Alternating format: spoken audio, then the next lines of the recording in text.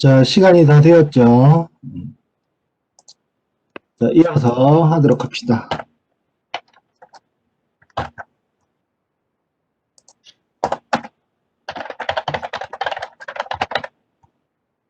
자, 유형자산의 처분이라고 하네요. 처분. 자, 사용하려고 샀지만 사용하다 보면은 더 이상 사용하기 싫거나, 그죠? 그러면 처분할 겁니다. 자, 처분을 하게 되는 경우,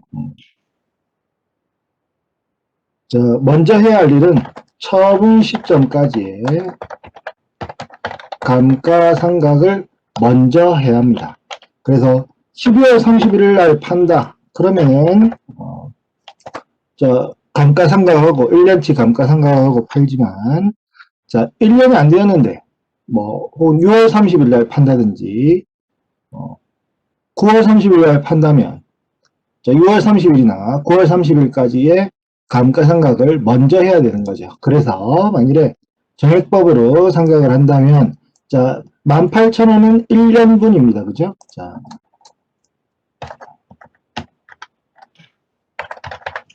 12월 31일 날 처분, 혹은 1월 1일 처분도 마찬가지겠죠? 한다면은, 자, 18,000원에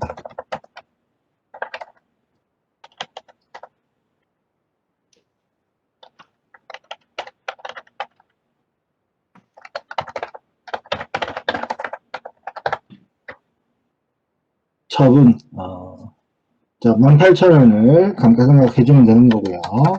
만일에,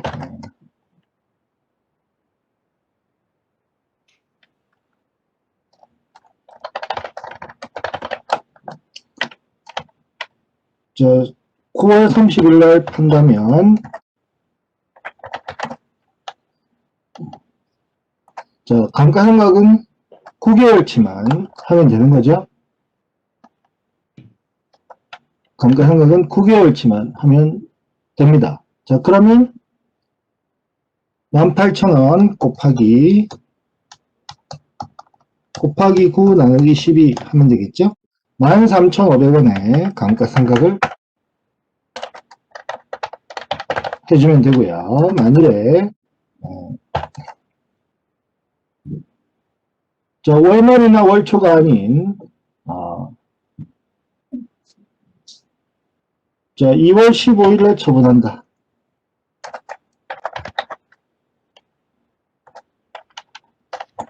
자, 그러면 어떻게 되나요? 자,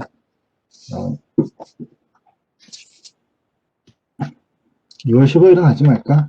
6월 30일 합시다. 6월 30일. 자, 6월 30일. 자, 6개월 사용하고 감가상각한다. 처분한다. 그러면 9,000원의 감가상각을 먼저 해줘야 된다는 거죠. 자, 그 다음에 처분 회계 처리를 해주면 됩니다. 처분 회계 처리는, 자, 장부 금액, 즉 감가상각 후 금액이 되겠죠. 감가상각 후 금액하고, 자, 비교해서 처분 가액하고 비교해서 처분 손익을 따져주면 되겠어요. 자, 두 가지 경우가 나오겠죠. 크거나 작거나. 자, 똑같으면 아무것도 안 나오고요. 그죠? 자, 그래서 처분 가액이 더 큰 경우에는, 자, 유형자산 처분 손익을 인식해주면 되겠습니다. 자, 유형자산 제거, 그리고 받은 대가 비교해서, 자, 유형자산 처분 이익을 인식해주면 되겠죠. 자, 반면에, 자, 처분 금액이 더 작다. 손해보고 팔았다는 거죠. 자, 그러면 유형자산 처분 손실을 인식해주면 되겠어요. 자, 유형자산 처분 손익은 영업 외 손익이에요. 아니, 영업에 사용하는 건데 왜 영업 외일까? 유형자산을 사고 파는 건 주된 영업 활동이 아닌 거죠. 유통업종에서 상품을 사고 파는 게 주된 영업 활동이지, 자, 유형자산을 사고 파는 건 주된 영업 활동이 아니죠. 자, 유형자산은 사용하는 것이 목적인 자산이기 때문에 사용하는 것과 관련된 것은 판매비와 관리비로 갑니다. 감가상각비는 판매비와 관리비로 가죠. 하지만 처분손익은 영업 외 손익으로 분류됩니다. 주된 영업 활동과 거리가 멀기 때문이죠. 자, 예제 8-8 가지고서 자 한번 그러면 해보면 되겠네요.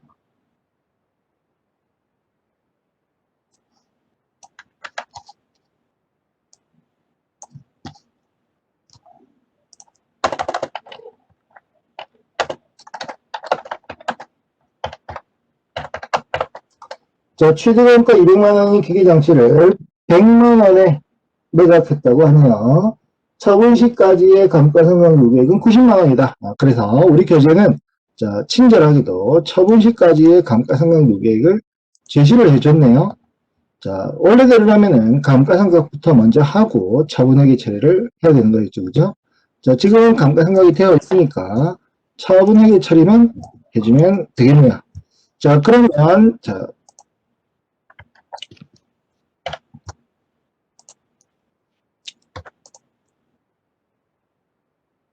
기계장치와 관련된 모든 것들을 제거해야 되겠죠? 기계장치 오른쪽에 적어서 제거해 주고요. 시도원가 200만원 이랬으니까 200만원. 자, 그 다음에 자, 감가상각 누계액도 제거를 해줘야 되죠? 감누라고 적겠습니다. 감가상각 누계액. 처분 시까지의 감가상각 누계액은 90만원이다. 아주 친절하게 되겠죠, 그죠? 자, 받은 현금은 100만원이네요. 자, 그러면 장부금액, 순장부금액 110만 원짜리를 100만원에 판 거죠, 그죠? 순장부금액, 감가상각 후 금액 110만원짜리를 100만원에 10만원 손해보고 팔았습니다, 그죠? 10만원. 자, 얘를 유형자산 처분손실 이라는 계정으로 보고를 해주면 되겠네요. 자,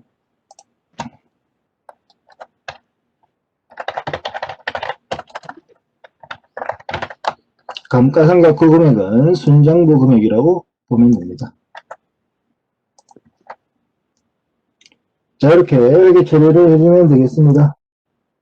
자, 2번은 뭐 여러분들이 해보면 되겠죠, 그죠? 1번만 내가 해볼게요.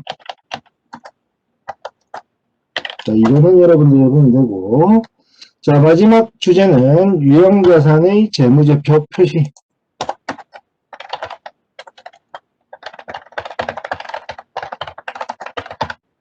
자, 유형자산의 재무제표 표시에 대한 내용이고요. 자, 유형자산의 재무제표 표시는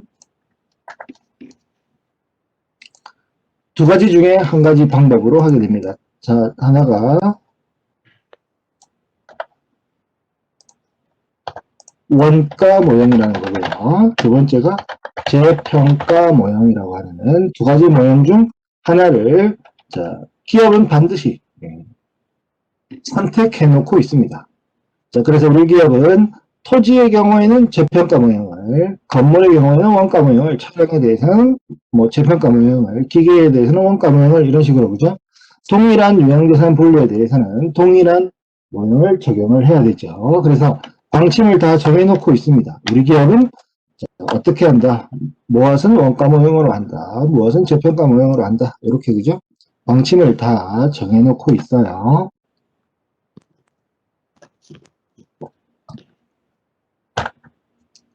자, 원가 모형은 특별한 사건이 발생하지 않는다면 감가상각만 하고 끝이 나는 겁니다.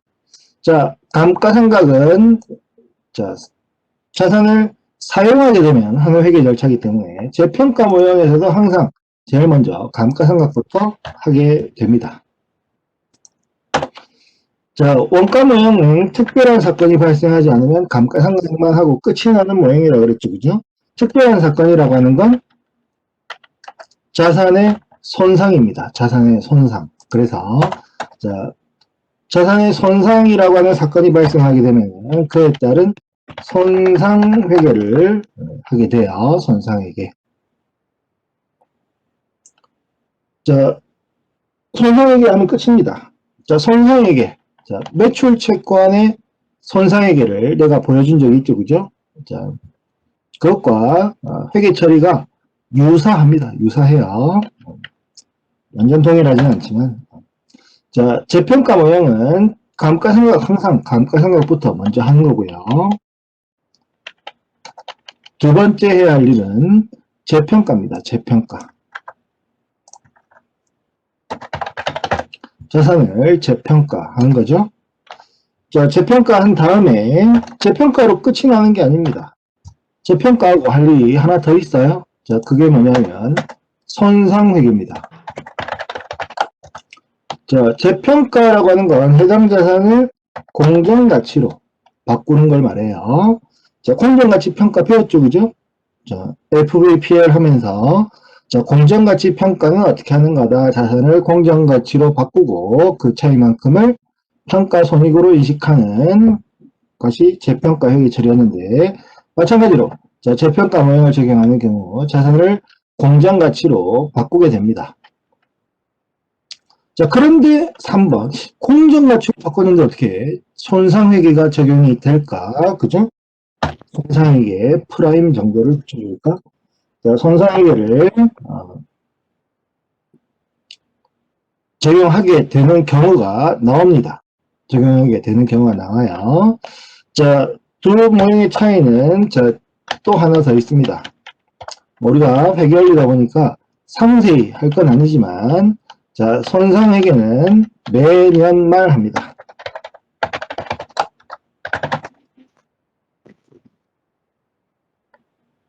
매년 말, 뭐, 손상이 발생할 수도 있고, 발생할 수도 있지 않을 수도 있죠. 그죠? 어쨌든 매년 말 검토를 하게 되는 겁니다. 매년 말 손상이 발생했나, 혹은 손상의 회복이 발생했나, 같은 것들을 매년 말 검토하게 되는데, 자, 재평가 모형에서의 재평가는 주기적으로 하라고 되어 있습니다. 자, 재평가라고 하는 것 자체가 기업이 마음대로 할 수가 없어요. 감정평가 법인과 같은 자, 신뢰할 수 있는 기관으로부터 자료를 받아서 재평가를 해야 되겠죠. 자, 그러니까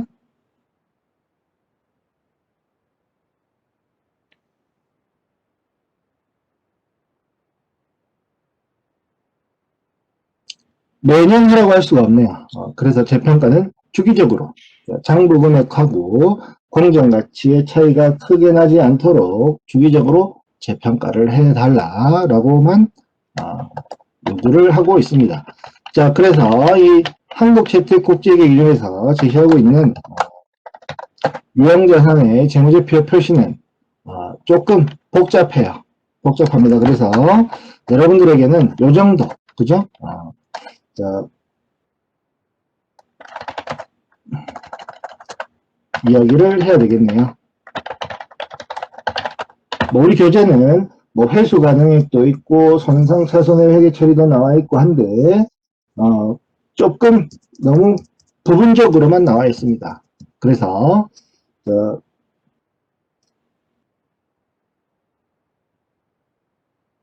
뭐 한 줄 쓰여져 있다고 이걸 다 얘기한다면은 너무나 할 분량이 많아지기 때문에 자, 이 원가 모형과 재평가 모형의 상세한 회계 처리는 적어도 재무회계 과목 혹은 중급회계원에서 배우기를 바랍니다. 이렇게 나눠진다 정도만 알면 되겠어요. 자, 그러면 유형자산에 대한 내용은 다 했고요. 자, 이제 무형자산에 대한 이야기를 해야 되겠네요.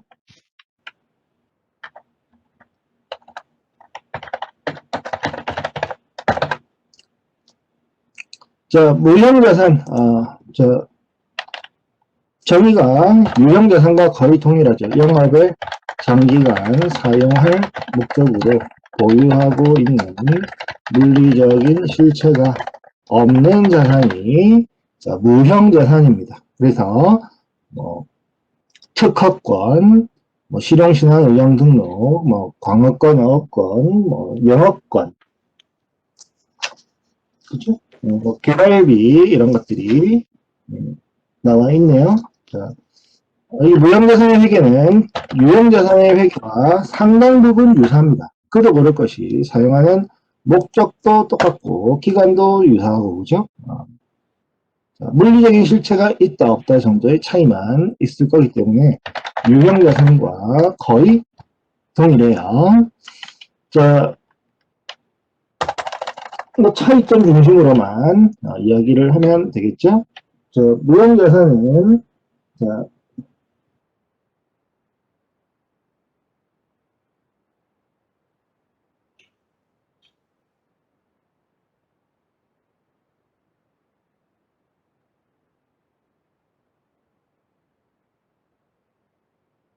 음,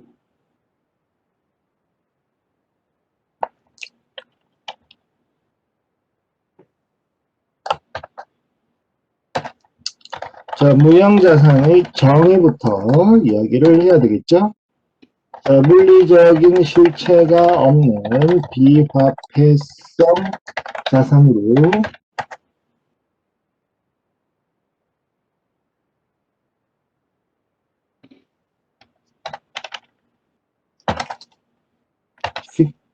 식별 가능하고 기업이 통제하고 있으며 미래 경제적 효익을 가져다 주는 자산으로 정의가 되고 있습니다. 자, 이게 회계 기준의 정의예요. 자, 내가 위에 쓴 내용은 뭐 조금 세부적인 설명, 상세한 설명이라고 한다면 자, 회계 기준에서의 정의는 물리적인 실체가 없는 비화폐성 자산으로 식별 가능하고 기업이 통제하고 있으며 미래 경제적 효익을 가져다 주는 자산이다 라고 이렇게 정의를 하고 있습니다.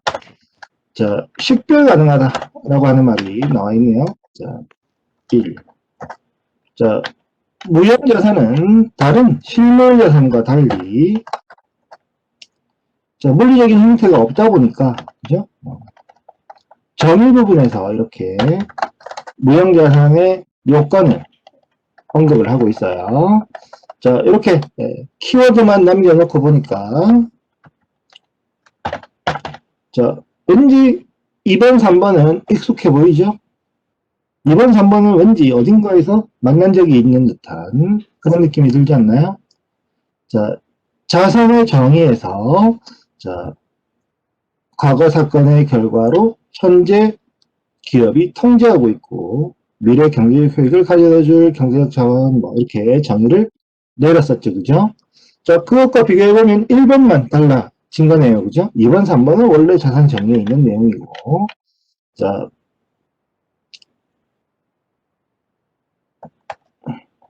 1번만 추가된 내용이죠. 자, 식별 가능하다라고 하는 것은 자, 1 또는 2를 충족하면은 식별 가능하다고 봅니다.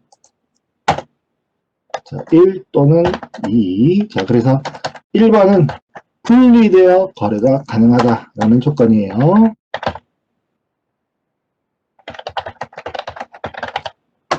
자, 남한테 빌려줄 수 있고 사올 수도 있고 그죠? 자, 이렇게 분리해서 거래가 된다면 식별 가능하다, 뭐, 구별 가능하다, 뭐 이런 의미죠. 자, 구별된다 이런 거예요. 자, 하나는 두 번째는 법률이나 계약에서 명시하고 있는 권리나 자산이다라고 한다면 식별 가능하게 되는 거죠. 자, 우리나라에 옛날에는 저작권 같은 것의 개념이 없었죠. 그냥 작곡자가 곡 만들면 그냥 자기가 좋아하는 가수, 이 가수 불러보세요, 저 가수 불러보세요, 뭐 하는 거죠. 자, 최근에 생긴 권리가 하나 있죠. 자, 임대차 계약과 관련해서 과거에는 전혀 없던 자, 계약 갱신 청구권이라고 하는 권리가 최근에 생겼습니다. 그죠? 그 이전에는 그런 권리가 없었죠. 자, 그래서 자, 그런 것이 법률에 명시가 되면 이제 하나의 권리가 되는 것이고 그러면은 식별 가능해지는 거죠. 그죠? 자, 그렇게 이해를 하면 됩니다. 자, 통제는, 자성이 정해서 했죠, 그죠? 미래 경제적 효익을 기업이 모두 확보, 혹은, 자, 해당 자원이 제공하는 경제적 효익을 기업이 모두 확보하고 있으면 그때 통제하고 있다라고 얘기를 한다 그랬죠, 그죠?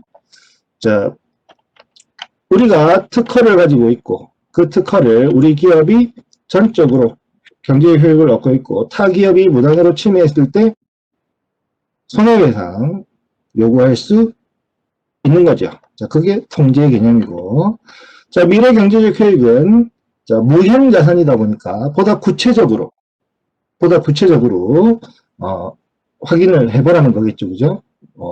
자, 제조원가를 절감시키는 건지, 아니면 매출액 향상으로 나타나는 건지, 아니면 임대 수익, 그죠? 임대 수익의 형태로 얻는 건지, 등등등, 보다 구체적으로 따져보라는 것이, 자, 미래 경제적 효익이에요.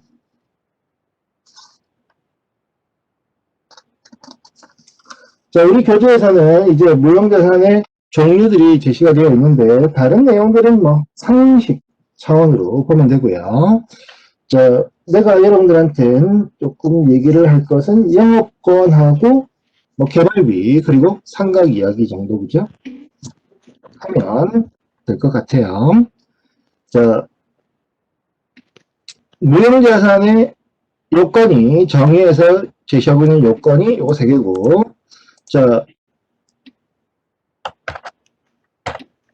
내가 이거 얘기했었나?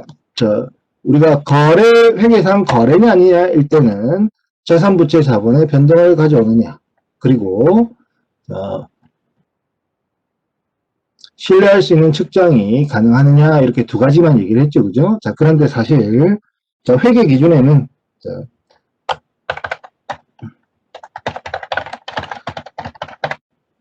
무슨 자산의 인식 기준이라고 하는 것이 쓰여져 있습니다. 자, 무슨 자산의 인식 기준 다 되는 거예요. 자, 무슨 자산, 재고 자산, 유형 자산, 무형 자산 다 되는 거예요. 별별 자산의 인식 기준은 자, 1번. 자, 자산의 정의를 충족해야 하고요. 자, 2번째, 미래 경제적 효익의 유입 가능성이 높아야 되고요. 자, 3번째, 신뢰할 수 있는 측정이 가능해야 자산으로 재무상태표에 보고가 되는 겁니다. 자, 유형자산도 똑같고 무형자산도 똑같고 재고자산도 똑같아요. 자, 그래서 별별 자산의 인식기준이라고 내가 이야기를 하는 거죠. 자, 우리 교재에도 저기 328페이지 하단에 있습니다. 그래서 자, 회계 원리 처음 회계를 접하는 학생들에게는 자, 회계상 기록해야 할 회계 기록의 대상이 되는 사건, 회계상 거래이기 때문에 회계상 거래에 포커스만 맞춰서 이야기를 하는 거고요. 이제 세부 파트를 가게 되면은 각 파트에서 각 파트별로 무슨 자산의 인식기준 이렇게 그죠? 자, 무슨 부채의 인식기준 이런 식으로 세부 파트에 다 명시가 되어 있는데 자, 공통적으로 자산의 경우에는 이렇게 3가지 조건이 제시가 되고 있습니다. 자, 미래 경제적 효익의 유입 가능성이 높다. 확률적으로 50%만 초과하면 된다는 거죠. 자, 조금 너무 부담 가지지 마세요. 나중에 후속 교과목에서 다 나오는 내용이에요. 자, 별별 부채 인식 기준도 역시 마찬가지겠죠. 자, 부채의 정의를 충족해야 되고요. 미래 경제적 효익을 지닌 자원의 유출 가능성이 높아야 되겠죠? 3번째, 신뢰할 수 있는 측정이 가능해야 됩니다. 자, 부채 인식 기준도 똑같아요. 자, 어느 부채 파트를 가면 다 이렇게 그죠? 자, 부채의 인식 기준이 명시가 되어 있습니다. 그냥 나온 김에 이제 거의 자산 파트가 끝나가니까 그죠? 자, 인식 기준도 한번 이야기를 하는 것이고, 자,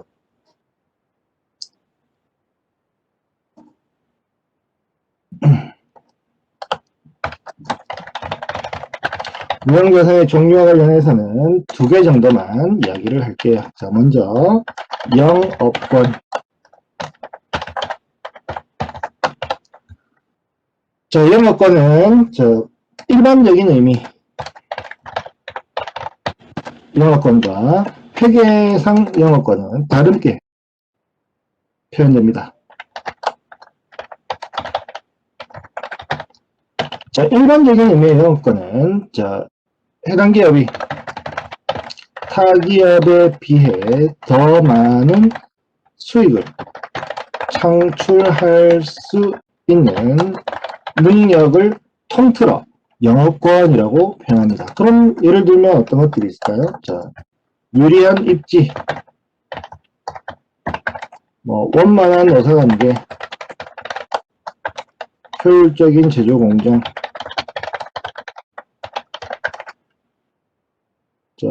높은 브랜드 이미지,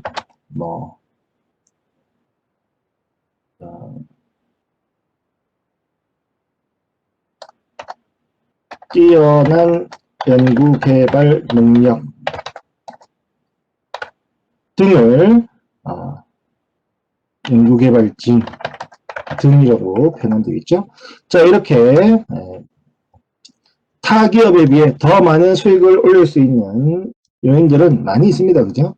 자, 그래서 이것들을 나타내고 싶은데 회계적으로는 방법이 없죠. 왜냐하면 우리 기업이 입지가 좋아요. 100억, 자산 100억, 노사관계가 너무 원만합니다. 자산 400억. 자, 제조공정 얼마나 효율적으로 잘 설계가 되어 있나요? 500억.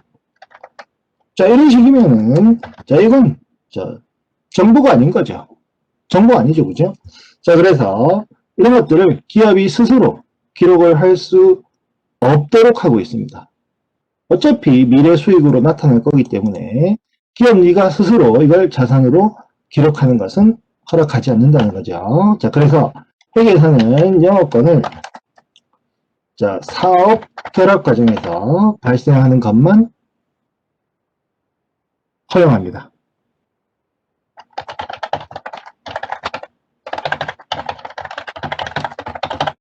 자, 사업 결합이라고 하는 것은 우리가 흔히 M&A라고 부르는, 그죠? M&A라고 부르는 합병과 지분 취득을 통한 기업 인수죠, 그죠?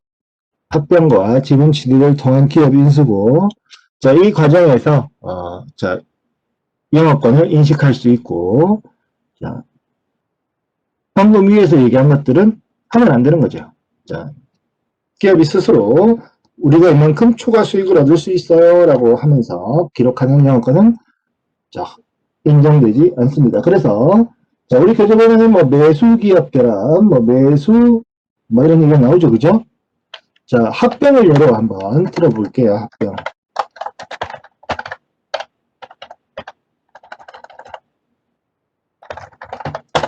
합병은 흡수합병과 신설합병이 있죠.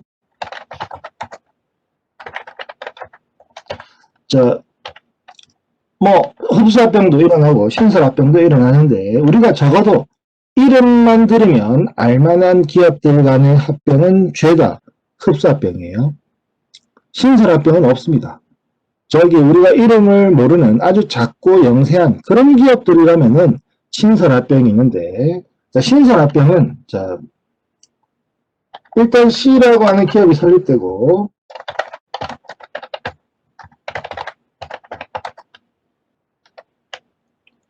C 기업이 혼자 돌아다니면서 기업들을 다 사는 거죠.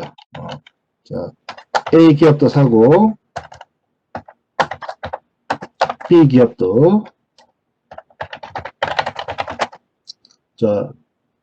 합병하는 겁니다. 합병한다는 얘기는 회사를 통째로 사고 그 회사를 없애버리는 거예요. 그 회사 간판을 바꿔버리는 거죠. 우리 회사 간판으로. 그게 합병입니다. 법적으로 이제 상대방 기업은 없는 거죠. 자, 흡사합병은 A기업이 B기업을 합병하는 거고요. 자, 그런데 우리가 현실에서 볼 수 있는 합병은 신선합병일 리가 없습니다. 자, 그런 합병은 없어요. 그래서 자, 흡사합병 얘기만 하면 되죠. 자, A기업이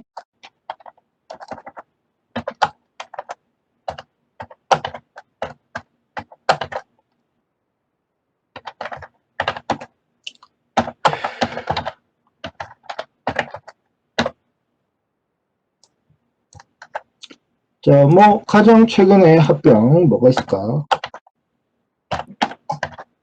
이름만 들으면 알만한 기업들의 합병.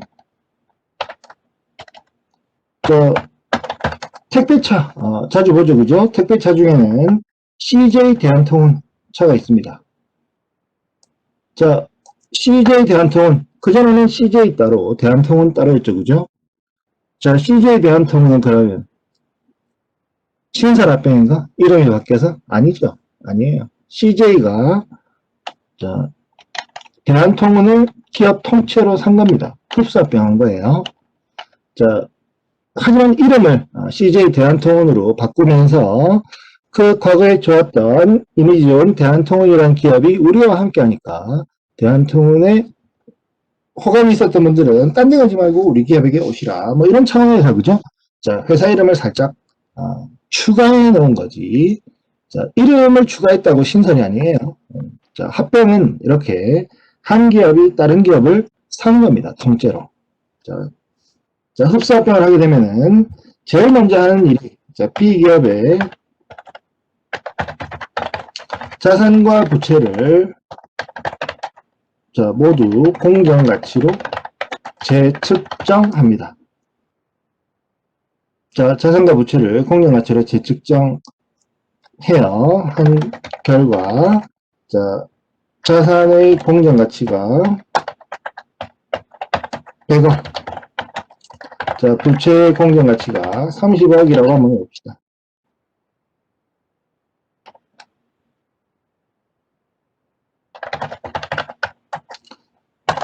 자, 그러면 A기업은 이제 회계 처리를 해야 되겠죠, 그죠? 합병에 대한 회계 처리를 해야 합니다. 자, 합병에 대한 회계 처리를 할 때 기준이 되는 날짜, 합병일을 회계 기준에서 취득일이라고 불러요. 취득일. 자, 취득일에는 자, 그동안 B의 자산으로 되어 있던 걸 모두 A기업이 자산으로 인식하겠죠, 그죠? 자, 그래서 자산들을 어마어마하게 많이 전부 다, 그죠? 다 가져오는 거죠. 다 더해보니까 금액이 100억이다 라고 하는 거고요.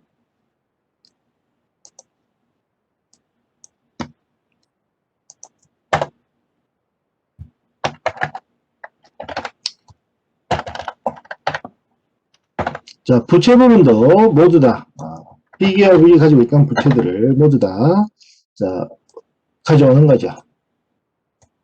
금액이 30억으로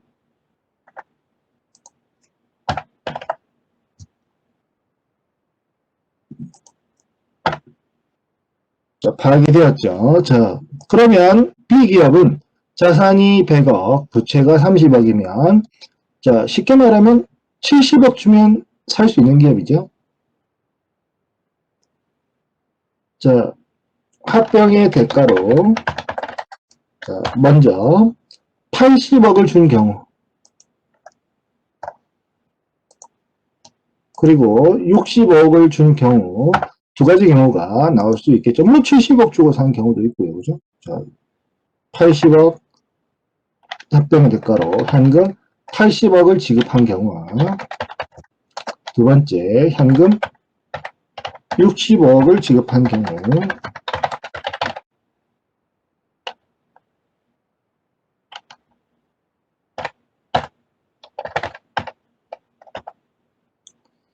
자, 먼저 1번 동그라미 합병의 대가로 80억을 준 경우를 생각해보죠. 자, 합병의 대가로 80억을 줬다니까 오른쪽에 현금이 80억 기록이 되겠죠, 그죠? 자, 70억 주는 상기업인데 왜 80억을 줬을까요? 자, 그 10억을 더 얹어준 이유는 방금 전에 말했던 그런 이유들, 유리한 입지 조건, 원만한 어사관계, 효율적인 제조 공정, 높은 브랜드 이미지 등등등등 그 기업이 갖고 있는 초과 수익 창출 능력을 평가했더니 약 10억 정도로 평가가 되어서 자, 10억을 더 줬다는 거죠. 자, 그걸 영업권으로 기록을 해주게 되는 겁니다.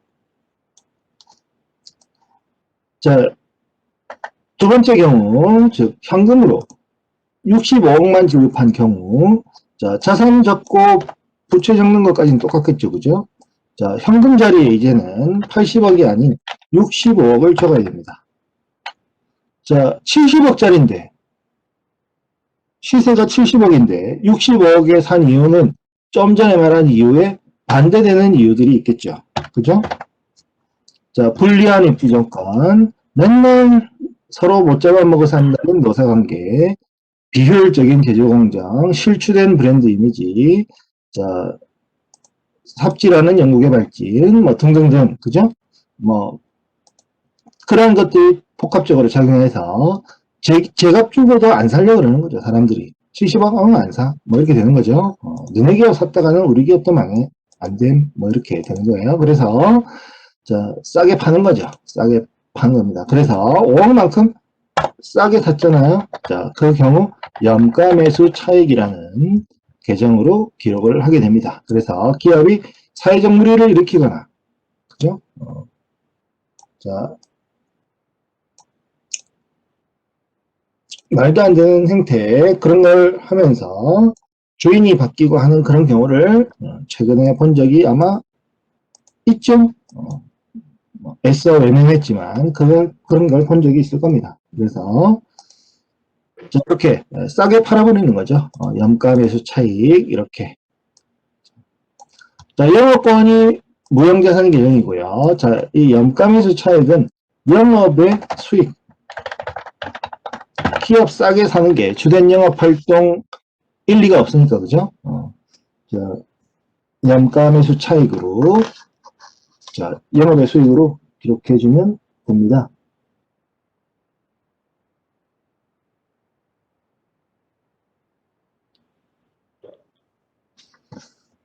자, 유형자산에는 감가상각이라고 하는 과정이 있었죠, 그죠?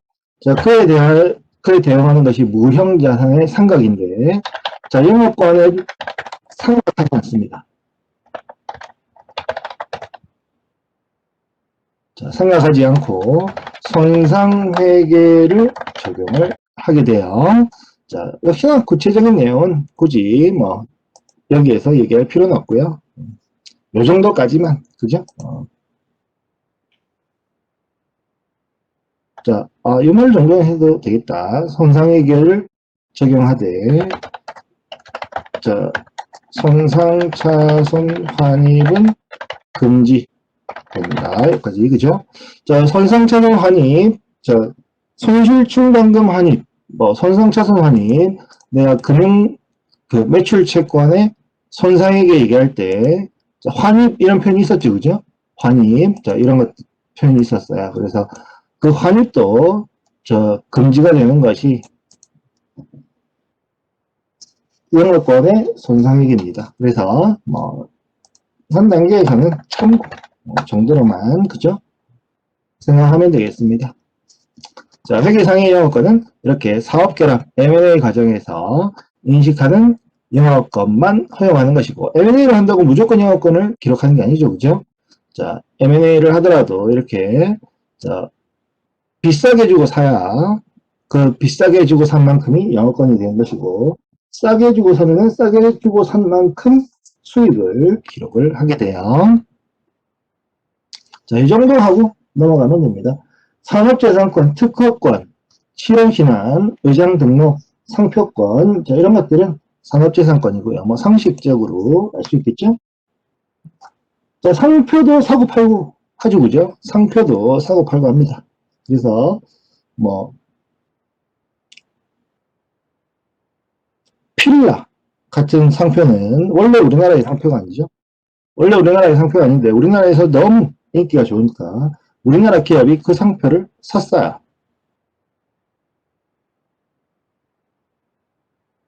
자, 광업권, 어업권, 차지권, 일정한 수역에서 일정한 광구에서 광물을 채취할 권리, 일정한 수역에서 어업을 할 수 있는 권리, 땅을 빌려 쓸 권리, 그죠?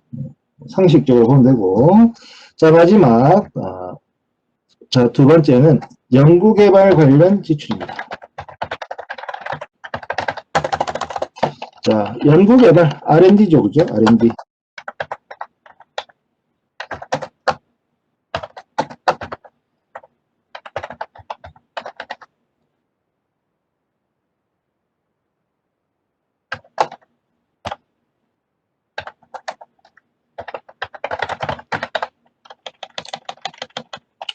자, 이 R&D 관련 지출은,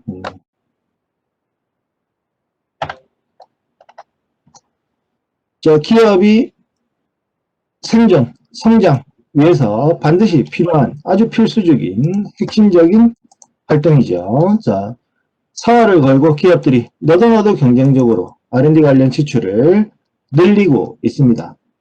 자, 기업에서 일어나는 연구 개발 활동 회계 정보가 제공을 해줘야 되겠죠, 그죠? 자, 회계 정보는 자, 무조건 연구 단계의 지출과 개발 단계의 지출로 일단 구분합니다. 연구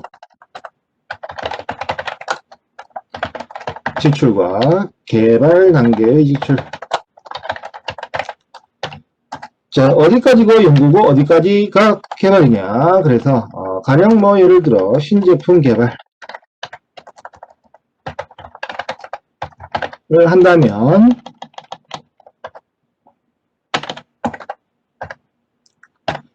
자, 신제품 개발을 예를 든다면 자, 연구 단계는 자, 각종 실험, 지식 획득,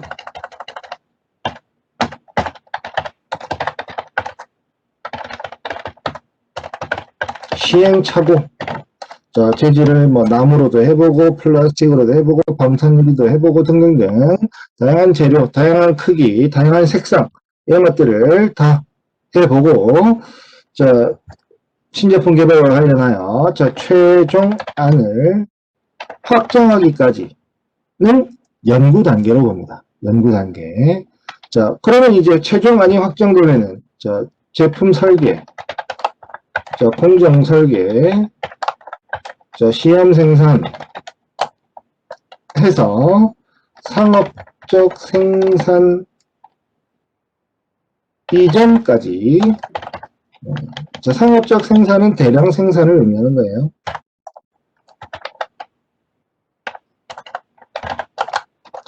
자, 그래서 연구 단계와 개발 단계는 이렇게 구분이 되고요. 무조건 쪼갭니다. R&D 관련 지출이다. 그러면 무조건 쪼개요. 연구 단계의 지출과 개발 단계의 지출. 그래서 자, 연구 단계의 지출은 자, 개발비 아니 연구비라는 전액 비용 처리를 합니다.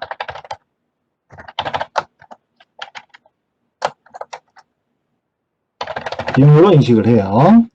자, 개발 단계의 지출은 전액 자산이 아니고 자, 이제 시작이죠. 개발 단계의 지출이라고. 그러면 자, 무형 자산의 정의에서 세 가지 자, 요구한 게 있었고요. 자, 별별 자산의 인식 기준 두 가지가 또 있었죠. 그죠? 정의는 빼야 되니까. 그죠? 정의는 앞에 썼으니까. 그죠? 인식 기준은 나머지 두 가지만 얘기하는 것이고. 자, 그리고 추가적인 인식 기준, 입증해야 하는 추가적인 인식 기준이 6가지가 더 있습니다. 를 모두 충족한 경우에는 자, 자산 계정 과목이 개발비예요. 자, 자산으로 인식을 하고요. 자, 하나라도 충족을 안 했거나 충족했다고 하기 싫거나 귀찮거나 그죠? 자, 그런 경우에는 자,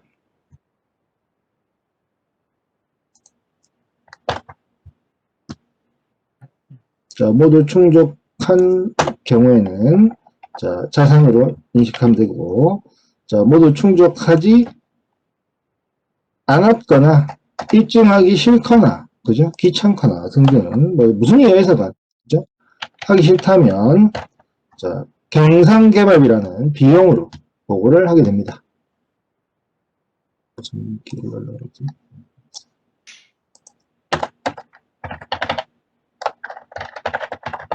자, 그래서 그냥 개발비라고만 표현되어 있으면 자산이에요. 자산이고. 자, 개발비 앞에 무슨 말이 붙어 있다. 경상개발비, 일반개발비, 특별개발비 뭐 등등 뭐가 붙어 있다 그러면 그건 모두 비용이에요. 자, 그래서 세 글자짜리 개발비만 자산인 겁니다. 자, 불친절하죠. 역시나 그죠? 자산인데 비가 뭐야? 그죠? 마치 비용인 것 마냥. 개발자산 얼마나 좋아. 그죠? 뭐 하나의 진입장벽이 되는 거죠. 이런 것들이. 어쨌든 자, 현행 회계 기준의 내용은 이렇게 됩니다. 이렇게 돼요. 자, 그래서 정의를 충족하고 인식기준뿐만 아니라 추가적인 인식기준을 모두 입증할 수 있는 경우에는 자산으로 기록을 하고요. 자, 하나라도 입증이 안 되거나 혹은 입증하기 싫거나 혹은 후환이 두렵거나 그죠? 그러면은 안 하는 겁니다. 그냥 병출을 하는 거예요. 자, 왜냐하면 자, 기업의 입장에서 보면은 자, 자산의 과대계상 하고 자,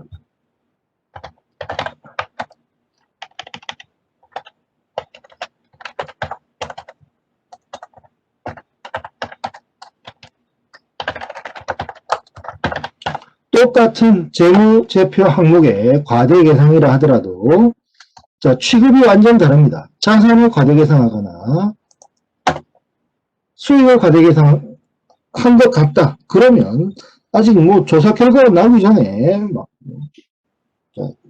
중범죄자 취급을 하는 거죠. 그럴 줄 알았어. 뭔가 이상하더라. 너네 기업, 나쁜 기업, 뭐 이러면서 그죠?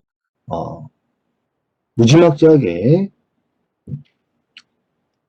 자, 중범죄자 취급을 합니다. 반면에 부채나 비용에 과대계상을 했다면 경범죄자 취급을 해요. 아유, 좀 잘 좀 하시지 그러셨냐. 뭐 다음에 이러시면 안 된다. 뭐 정도 그죠? 자, 그래서 완전 취급이 다릅니다. 자, 기업이 무형자산의 정의와 인식기준 혹은 추가적인 인식기준들을 모두 입증할 수 있어서 자산으로 보고를 했다 하더라도 아무것도 모르는 회계사가 연구개발을 뭘 하겠나, 그죠? 자, 회계사가 와가지고 이거 맞나요? 뭐 이러면서 고개를 갸웃갸웃하면서 자, 그런 꼴을 보기 싫죠, 그죠? 그런 꼴을 보기 싫잖아요. 분명히 자산의 기준 인식 요건들을 모두 충족해서 기록을 했지만 자, 일단 색안경을 끼고 보는 거죠. 자, 연구개발 관련해서 자산을 보고했다 그러면은 혹시 자산을 과대계상한 건 아닌가? 그죠? 중범죄이니까 이거는 그죠? 자, 자꾸 그거에 포커스를 맞추고 거기를만 쫓아가는 거죠. 자, 그래서 기업의 입장으로 보면은 너무나 당연하고 자산인데 이거 뭐 어떻게 뭐 그걸 다 우리 보고 입증하라 그러고 뭐 입증했는데도 와가지고 헛소리 찍게 되고 그러면은 짜증나죠, 그죠? 짜증납니다. 그래서 속편하게 비용 처리하는 거죠. 회계 자산 더 많이 보고했다고 뭐 상을 주는 것도 아니고 뭐 좋은 점이 없잖아요, 그죠? 색안경을 끼고 보고 헛소리가 되고 자, 그래서 자산으로 기록되는 비율이 높지 않습니다. 기업의 회계 능력이 떨어지면 떨어질수록 규모가 작아지면 작아질수록 자, 이 연구개발 활동을 자산으로 보고하는 비율이 현저히 낮아져요. 자, 그리고 그럴 것이 자산으로 보고했다가 이게 만약에 그죠? 자, 유인을 한번 잘못하거나 기업이 엉뚱한 곳에서 잘못을 저지르게 되면은 이런까지 막 갖고 와가지고 가루가 되도록 까는 거죠. 그때가 되면 이미 늦습니다. 그래서 안전빵, 그죠? 속편하게 비용 처리해버리는 거죠. 누가 뭐라 하지? 않거든요. 자산인식 기준을 충족하지 못한 것 같아요. 그리고 비용으로 했다 그러면 누가 뭐라고 볼 거야? 그죠? 아무도 뭐라 하지 않습니다. 자, 그래서, 자, 회계 환경, 회계 풍토에서는, 자, 둘에 대한 인식이 너무 다릅니다. 인식이 너무 달라요. 중범죄와 경범죄 수준으로 보면 되겠습니다. 그래서, 자, 그런 풍토 안에서 기업들은 자연히 위험을 줄이는 방식으로 책임을 회피할 수 있는 방식으로 행동하기 마련입니다. 자연히 비용 처리가 많아지는 거죠. 자, 그러면서 회계 기준이 의도하는 바는 아니죠. 회계 기준은 가급적이면 자산을 많이 보고해서, 그죠? 보다 더 가치 있는 정보, 회계 정보 이용자들이 의사결정에 좀 더 유용한 정보를 제공해 줘야 된다는 강박에 시달리고 있는 것이 회계 기준이죠. 자, 그런데 유일하게 여기, 그죠? 연구개발 관련해서는, 자, 그런, 강박이 있음에도 불구하고, 자, 회계정보 이용자들의 의사결정에 유용한 정보를 제공해야 된다는, 관점에도 불구하고, 저기, 자산과 수익의 과대계산 문제가 너무나 사회적으로 크게 보호가 되기 때문에, 사회적 파장이 크기 때문에, 회계 기준을 바꾸지를 못하고 있는 거죠. 바꾸지를 못하고 있는 겁니다. 매우 엄격한 요건을 요구하는 거죠. 매우 엄격한 요건을 요구하는 겁니다. 추가적인 인식 규정에 보면은 니들이 자, 이걸 기술적으로 달성할 수 있니?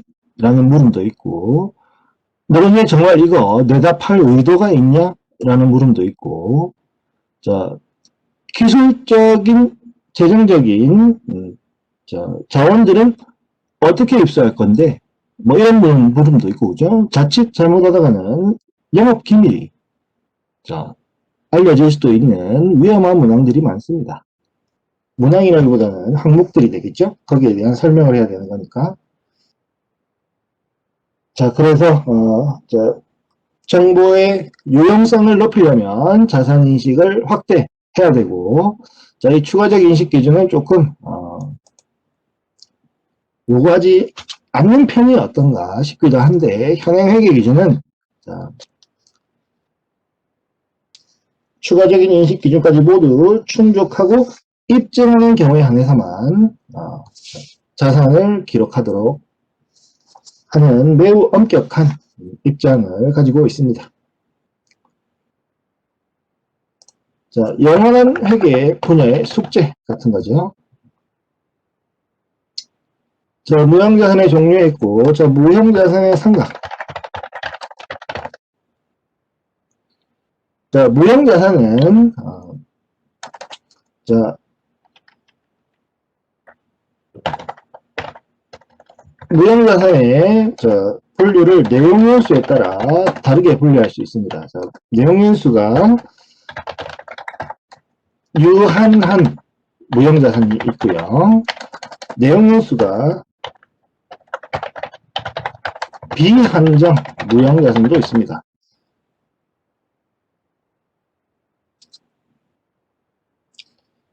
자, 내용연수가 유한하다, 정해진다는 얘기죠. 그죠? 유한하다는 건 정해진다. 그래서 우리 업계의 새로운 특허 정도는 한 5년이면 끝이지 뭐 이런, 그죠? 업계마다, 분야마다, 자, 어느 정도 추정 가능하죠. 그죠? 그래서, 자, 그런 것들이 내용연수가 유한한 무형자산이고, 자, 삼각해주면 됩니다. 유형자산 감가상각 하듯이 무형자산 삼각해주면 돼요. 자, 문제는 내용연수를 정할 수 없는 애들이에요. 비한정은 정할 수가 없다는 거죠. 너무 새로운 기술, 뭐 인공지능과 무엇을 합친 무슨 기술, 뭐 이런 것들이 최근에 막 이루어지고 있어요. 그죠? 자, 그런 새로운 기술들이 몇 년이나 지속될지 모릅니다. 너무나 새로운 최첨단 신기술이기 때문에, 그죠? 내용연수를 정할 수가 없죠. 자, 그래서, 자, 내용연수가 정할 수 없다고 판단을 하게 된다면, 내용연수 비한정 무형자산으로 분류를 하고, 삼각할 수 없겠죠. 내용연수를 모르니까. 자, 손상회계를 하게 되는 거예요. 자, 무형자산을 삼각하게 된다면, 유형자산과 조금 차이 나는 정도만 체크를 하면 되겠죠. 그죠? 합리적인 방법을 제시할 수 없는 경우에는 정액법을 써주면 됩니다. 그리고 잠정 가치는 원칙적으로 0원이에요. 우리가 가진 특허보다 더 좋은 특허가 나오면은 우리의 특허는 뭐 가치가 있나 이제, 그죠?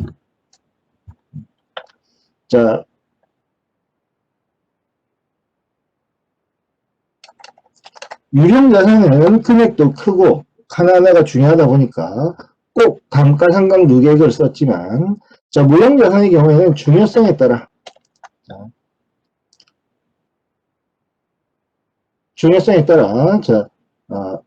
상당 누계액, 우리 기업을 대표하는 특허다 뭐 이러면 금액이 크겠죠. 그죠? 이렇게 상당 누계액으로 간접적으로 표시를 하거나, 아니면 직접 차감의 방식도 얼마든지 가능합니다. 나머지는 뭐 유형자산의 감가상각과 거의 유사해요.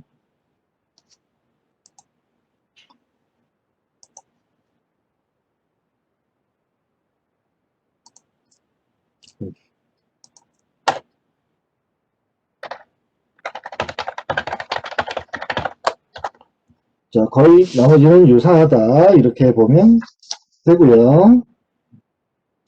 뭐 20년 이내다, 이건 정말 맥스죠, 맥스. 그리고 이 20년은 회계 기준에 있는 내용은 아니고요. 세법에서, 그죠? 세법에서 20년 이내로 해야 돼 이렇게 정하고 있습니다.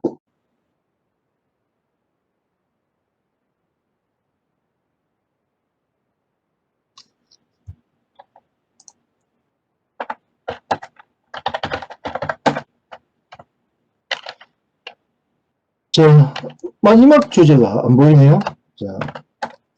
무형자산의 원가 모형과 재평가 모형 얘기도 당연히 있겠지, 그죠? 재평가 모형 적용. 유형자산은 원가 모형, 재평가 모형이 기업의 선택이라고 그랬죠, 그죠? 기업이 선택하는 겁니다. 둘 중에 하나 선택을 하는 거지만, 무형자산은 선택이 아니에요. 기업의 선택이 아니고, 활성시장, 권위 있는 기구에 의해 설치된 시장으로 매일매일 정형화된 거래가 이루어지고, 가격이 공시되는 시장을 활성시장이라고 부른다 그랬죠. 그죠? 회계 기준에서 활성시장이 존재하는 경우에만 재평가 모형을 적용할 수 있고, 나머지들은, 즉 활성시장에서 거래되지 않는 항목들은 전부 원가 모형을 택해야 하는 겁니다. 뭐 요 정도 하나만 더 추가를 하고 넘어가면 되죠. 투자자산. 투자 활동이 중요할 리가 없잖아요. 그죠? 투자 활동이 중요할 리가 없습니다. 그리고 3절의 제목이 잘못됐네요. 투자자산과 기타 비유동자산. 그래서 장기성 매출 채권과 임차 보증금이 투자자산일 리가 없잖아요. 그죠? 기타 비유동자산이죠. 그래서 뭐 투자자산이 중요할 리 없고요. 그죠? 주된영업 활동이 아니기 때문에. 기타 비유동자산도 뭐 중요할 리가 있겠나? 보증금. 내가 중간시험 답을 채점해 보니까 그냥 보증금이라고 쓴 사람들이 있던데, 그러면 안 됩니다. 왜냐하면 임차 보증금, 임대 보증금 엄연히 구별되는 계정 과목으로 쓰고 있어요. 그렇기 때문에 보증금만을 적었다면 약간의 감점을 했어요. 임차 보증금 쓰는 분계 한 개 있었죠. 그죠? 1번 문제에서. 임차 보증금과 임대 보증금은 각각 자산과 부채로 보고되는 구별되는 항목이기 때문에, 그런 구별되는 항목의 경우에는 계정 과목을 풀네임으로 써야 됩니다. 그냥 보증금만 써가지고는 안 돼요. 약간의 감점을 했었어요. 1번 되게 감점했습니다.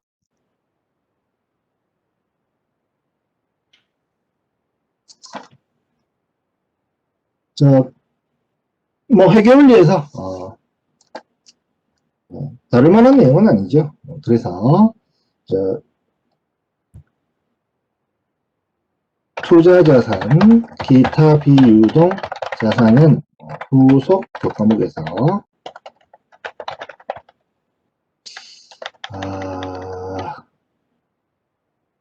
재무회계에서도 거의 안 하지, 얘들을.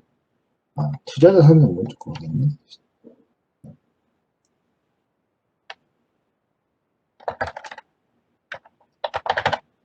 자, 후속 교과목에서 하면 됩니다.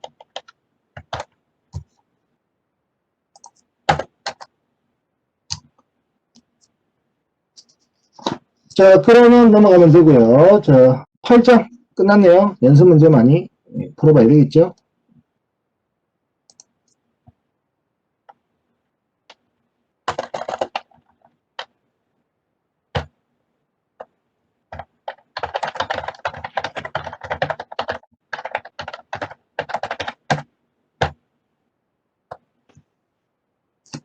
자, 그러면 이제 우리는 9장과 10장을 남겨두고 있습니다. 자, 오늘은 12번째 시간이고요. 자,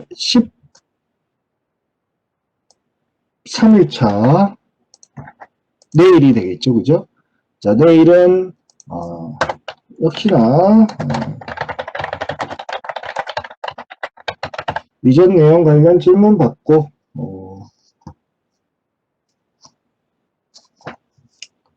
자, 9장 비유동부채 내용 하면 되고요. 자, 아마 비유동부채 다 할 것 같아요. 뭐 질문이 어느 정도에 따라 다르겠지만 평소와 다름없다면 자, 9장 비유동부채를 다 할 수 있을 것이고 10장의 일부도 할 수 있을 것 같네요. 자, 그리고 나서 자, 기말시험 안내한다 그랬죠, 그죠? 13일차. 자, 14일차는 정상 수업 하는 거고요, 그죠? 자본, 나머지 부분 하는 것이고, 15일이 되겠네. 14일차는.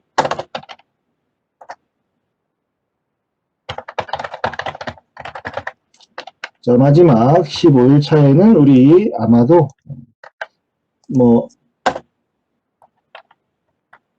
자본 부분, 10장 나머지 부분하고, 여기 기말시험 관련 질문 받기.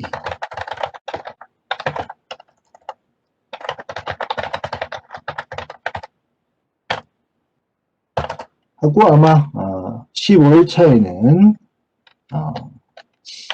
뭐 테스트만 하거나 아니면 앞에 1시간 정도는 뭐 질문이 많이 하면은 진도를 다 못 나갈 수 있으니까 그죠? 부족한 부분 하거나 1시간 정도 하고 테스트 하거나 뭐 그런 식이 되겠습니다.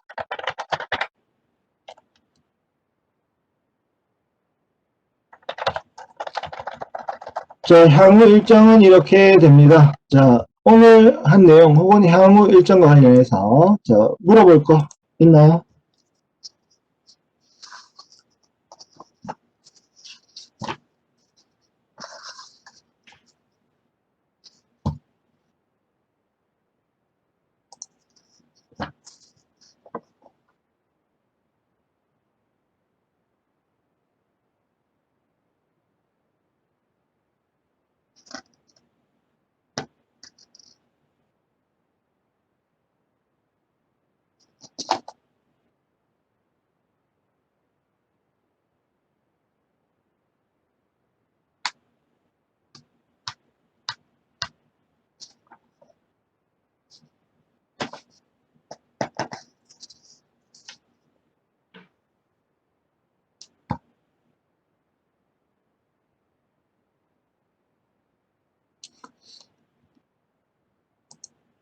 자, 오전부터긴 하지만 자, 5장부터이긴 하지만 5장의 연습 문제들 풀어보면은 우리 3장, 4장에서 했던 내용들이 계속 나옵니다. 그죠? 3장, 4장에서 했던 내용들이 계속 나오죠. 그래서 적어도 그 연습 문제에 반영되어 있는 내용 정도는 나오는 거다. 이렇게 봐야 되겠죠? 자, 13일차 진도 나온 부분까지를 범위로 하겠습니다. 14일차를 넣는 건 별로 그렇게 좋은 것 같진 않네.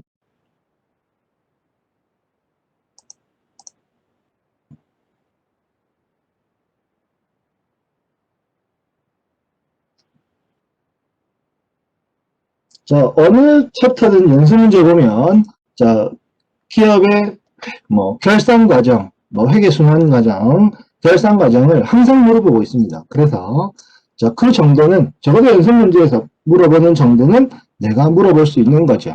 기말 시험에서는.